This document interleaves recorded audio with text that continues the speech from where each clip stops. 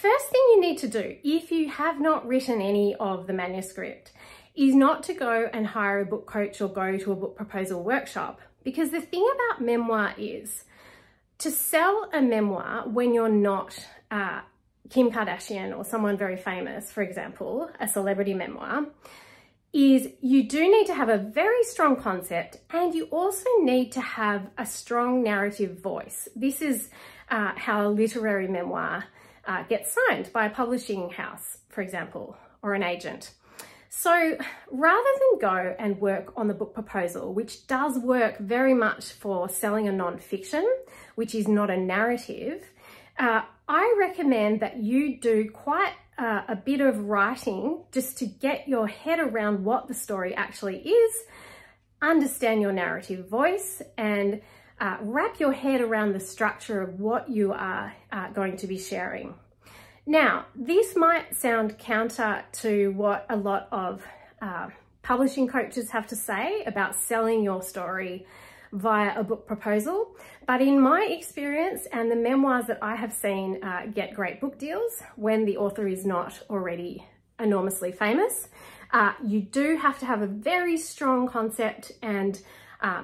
breadth of written material to sell your book and get a book deal and, you know, a book advance before you actually,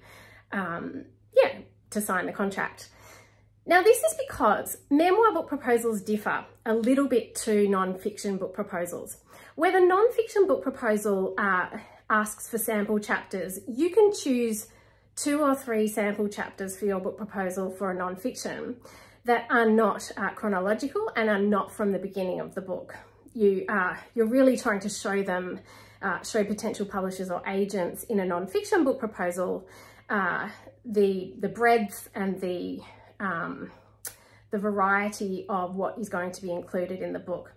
But with memoir, you really need to show that strong narrative voice and sense of point of view from the beginning of the story in your sample chapters. And so this is why I would always recommend for sample chapters for a book proposal for a memoir to choose the first 2 to 3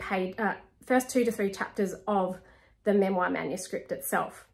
Now, to write that memoir manuscript well, the sample chapters, you do actually have to have an idea of the beginning, the through line, and the end of the narrative arc. So this is why I recommend sinking your teeth into some of the writing via drafting the memoir and drafting the outline before you actually start working on the book proposal itself, if you are wanting to sell your memoir.